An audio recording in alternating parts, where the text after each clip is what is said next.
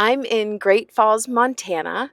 We are in the middle of a heat wave, so I'm going to have my air conditioning blasting today, but I'm going to run out to some little free libraries. I used the app to find ones that are kind of en route to a used bookstore. So I'm hoping that you will just come along with me.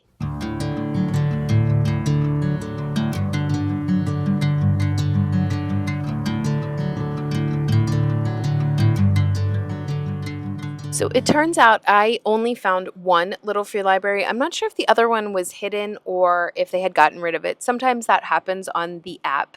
But I did find this enormous little free library. The windows were tinted, so I think that protects the books from getting too much sun and fading in the sun. This had a huge variety of options, which I also like to see in little free libraries. They had this Patricia McLaughlin Cassie Vinegar. I only know the Sarah Plainenthal, I think, series. So if I had been at home, definitely would have grabbed that book to add it to our middle grade shelf. But since I would have to ship it home if I wanted it, I decided to leave it for someone else. I loved these old 1980s books. We had Chocolate Fudge, we had Blitz, and other horse books as well, which is so fitting for Montana. We as a family love The Mouse and the Motorcycle by Beverly Cleary, so fantastic. I also loved finding this Joe Namath book because, again, Montana.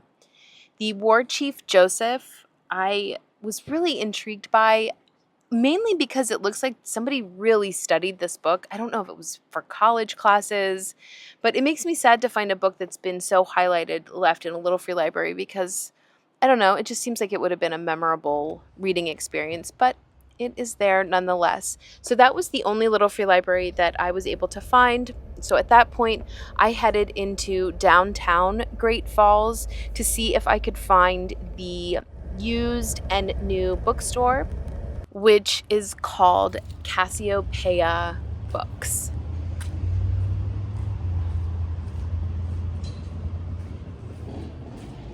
This adorable bookstore has a blend of new books and used books. They're all just interspersed on the shelves, and it is known as a Montana focused bookstore. So, right as you come in, they had Montana fiction. I right away found the series that I'm reading by this author, Ivan Doig. I will be doing a reading vlog of my experience reading it. This is the third book in that series. So, and I was not surprised to see him there on the shelf. They also had a section of Montana memoirs. So these are people who are from this area. This Fox and I, An Uncommon Friendship, I was really tempted by, but I think I will just write that down as one that I might get at a later date because, again, I didn't want to have to ship it home and I was not going to be able to have the time to read it. This whole series was really lovely. I'm assuming this is a local author. They were signed, and man, the covers and even the font, again, very tempting as well. I loved this Montana Noir book. It was a compilation, obviously, of the noir genre, solely focused on Montana. Then they had this beautiful classics section. I always feel like I could just stand here and look at the classics. Look at this, the spy dust jacket on that. Seemed like it was in really great condition. We had all of these Penguin classics that were here, and then just some older ones as well. They also had a nonfiction Montana history section. This had a very large Native American and Montana peoples section. I again was tempted by the Montana Women Homesteaders book.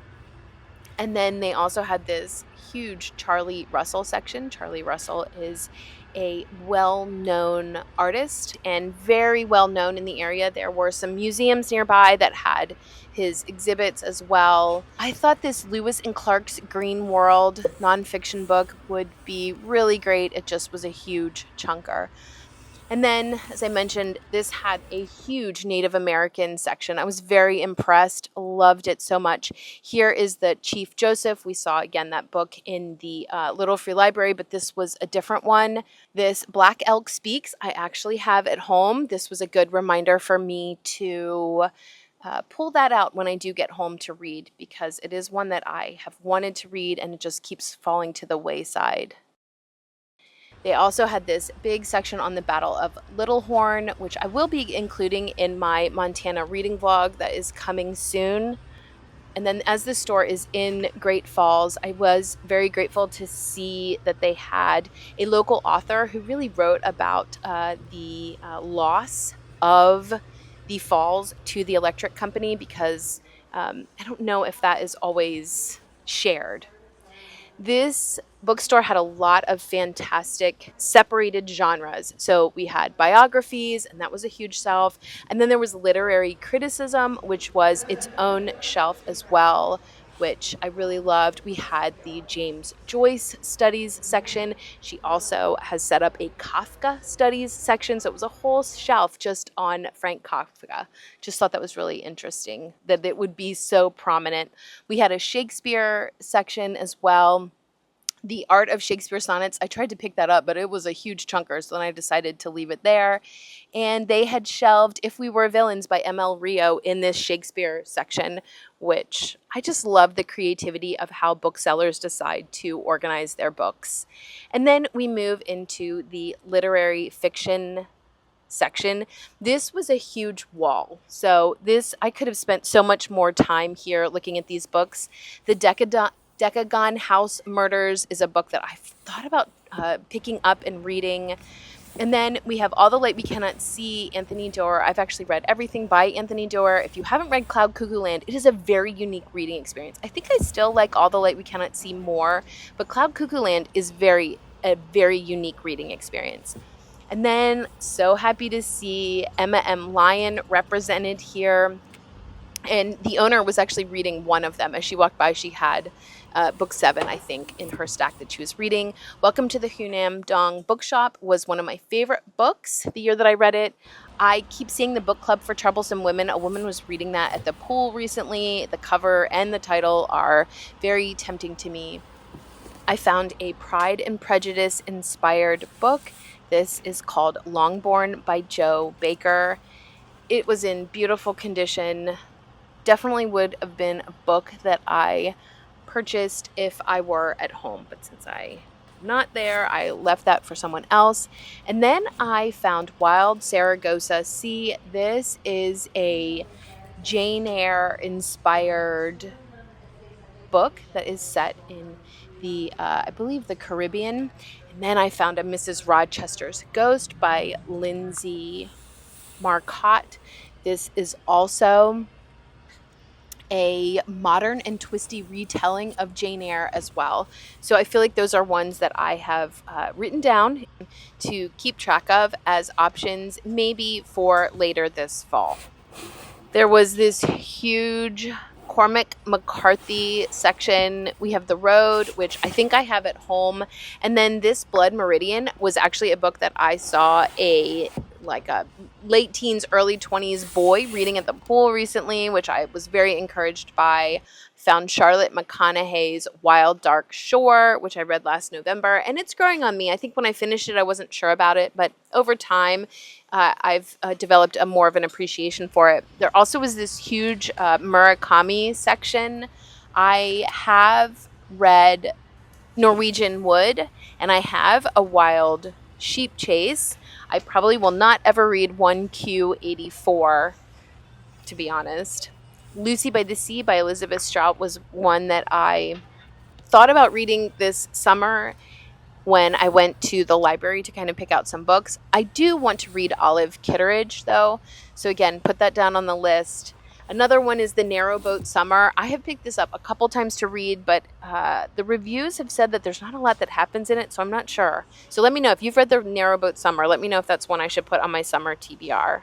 Then we have a whole section on Stephen King. I loved looking at all of the different paperback and hardcover copies. And then, of course, A hop, skip, and a jump from the Stephen King books. We are officially in the sci-fi and fantasy section. Who here has read The Clan of the Cave Bear? I read that whole series when I was younger. I've thought about maybe trying to do a reread, but I'm afraid I'm going to not like it. So the middle grade section was fantastic. If you're looking for series for boys, the Apothecary series is really good, as is Fable Haven. We also, of course, had Percy Jackson. And then the Peter S. Beagle, The Last Unicorn, is more of an adult fantasy, but really great classic. This short story collection by Charles Beaumont was actually the cashier's book recommendation. Apparently, Charles Beaumont was friends with Ray Bradbury and died way too young. And so she really loved his short stories. And then this book by Dan Simmons, which is Hyperion, was the other book that she recommended as well. So those are two, again, that are going on my list for me to try to keep track of for once I got home. The Will of the Many was the fantasy book club choice. I really want to read some Adrian Tchaikovsky. I have not yet read anything by him, but am hoping to at some point here in the future. I also was thinking I would get the Nine Goblins audiobook maybe from T. Kingfisher from the library. It looks short and might be a really great fall read. Here's another V.C. Andrews, more books from my childhood. Those I definitely shouldn't have read and will definitely not be doing a reread. Now we're in the mass market paperback section where they'll buy some from you for a certain amount and then you get a credit. So this whole side of the back of the shop had romance and mysteries and westerns and thrillers and horror.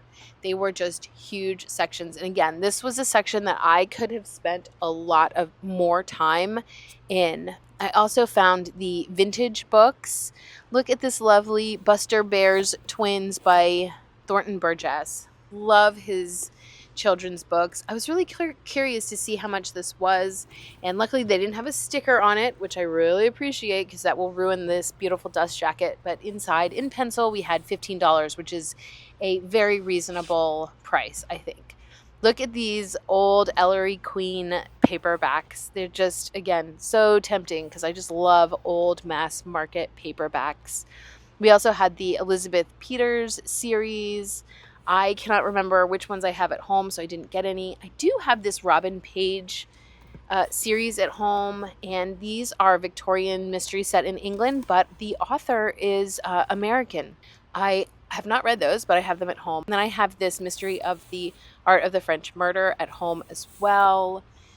We've got quaint English village murder mysteries. Again, so tempting. And then we have the Earl Stanley Gardner section. He's the one who wrote the Perry Mason books. Would love to read one of those as well. Okay, so we'll do wild berries.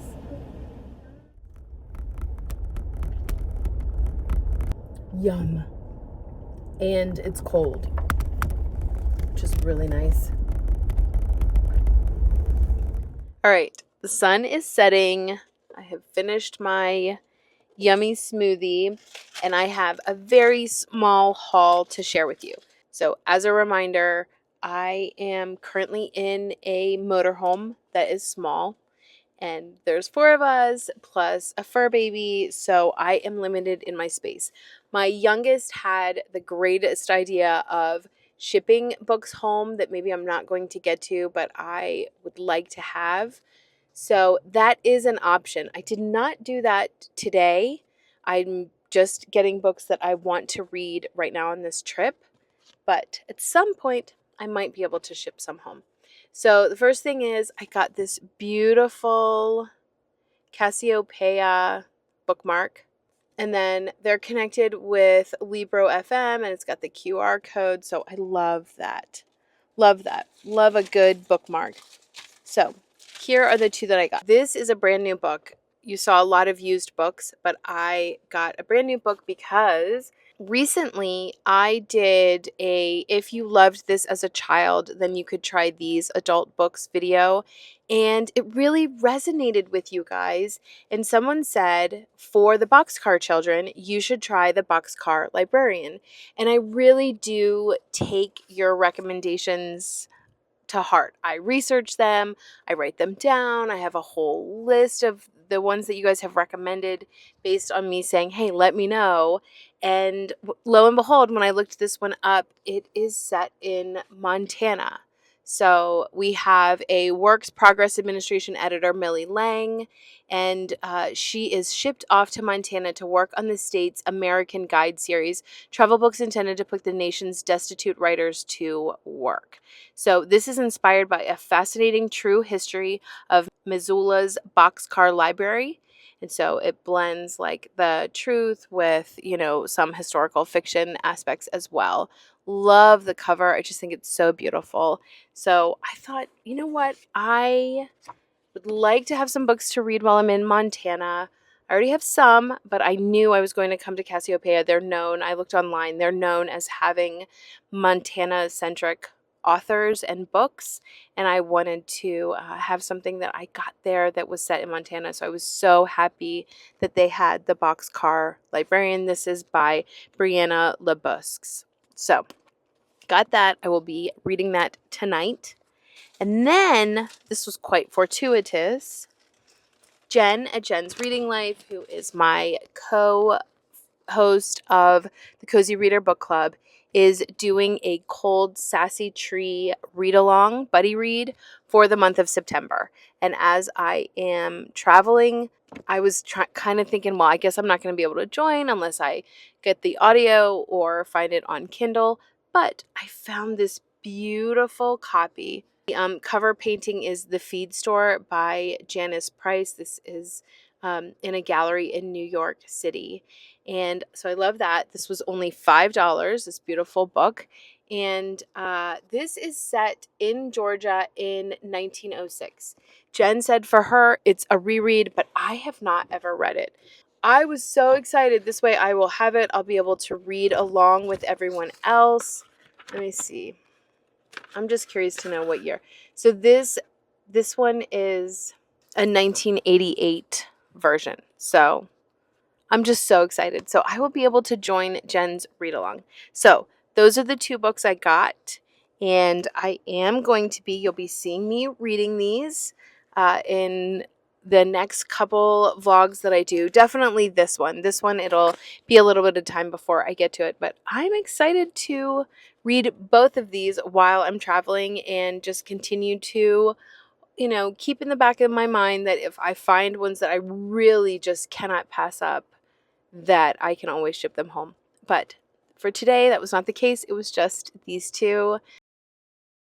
I've left Great Falls, Montana, and headed north to West Glacier, which is right outside of Glacier National Park. And there is a little free library at our campground, and I had a lot better luck here than I had in Great Falls. So there was a Tony Hillerman, which I read one of those when I was in the desert. I think they are more Navajo based. I don't think I'm going to read any on this trip. I also found this Italian murder mystery. I believe it is inside of the series, and I'm afraid it's going to be too gory, so I didn't get it. I found the Hunter S. Thompson, The Great Shark Hunt, which was very tempting as well. And then I found this Reader's Digest where all of these like select edition books were of thrillers, I believe. I haven't read a Reader's Digest in a while. I know some people kind of poo-poo them, but I don't know. I think it makes reading accessible for people. So I'm glad that it was there in the little free library for someone to be able to get 4 books instead of 1. So as a trade, I left Catherine Patterson's Jacob Have I Loved. And then I left The Kite Fighters by Sue Park, which is a middle grade book. And then Matt Haig's The Life Impossible, which was a DNF for me. I got partway through it and then DNF'd it. So, but it's a beautiful hardcover. Someone will love it. So I just want to share with you the 3 books that I am grabbing from the Little Free Library. I showed you which ones I left in exchange. So the first one is Yellowstone, Grand Teton, and Glacier Road Trip. This is a moon guidebook. So it's all 3 of them. And I think my plan is to, as we're at each park, I'll read it. This is really great because I don't have any guidebooks. I've sort of been relying on just internet research. So this way I can read this at night before bed and kind of get ideas. And then when I get to our last park that we're going to, I will find a little free library there and leave it. So then whoever is in that area will then get this. So just kind of a take it, read it for a while, and then pass it on in a few hundred miles. And then I picked up this Creative Woman mystery. This is by Susan Sleeman. I looked it up. This is actually the second book in the series, but that is fine. Not a big deal. This is actually set in Oregon, which is perfect because we are heading to Oregon later on. And I asked my oldest if she wanted to read it, and she said she did. So the reason why I thought of her is because this is specifically involving a knitting club or women who knit, which is why it is the Creative Woman Mysteries. So I think it's just a cozy mystery, at least I hope it is, and one that would just be fun to pick up for either of us when we're in Oregon. And then last, I mentioned earlier in this video that my youngest had said, hey, you can just ship things home that you don't want, and I was trying to avoid that. But then I found this, and I just don't want to give this up. So I'm going to start now a package to ship home, and I'm just going to include this in it. So I'll include some of the books I've already read and this one as well. And this is Dot and Tot of Maryland. This is by L. Frank Baum. This was published as a companion to The Wizard of Oz. And so I just kind of want to read it. I read his Santa Claus book that he had, and it just was so bizarre. Just like The Wizard of Oz is kind of bizarre. But the thing that's funny about this is it's got these like creepy clowns.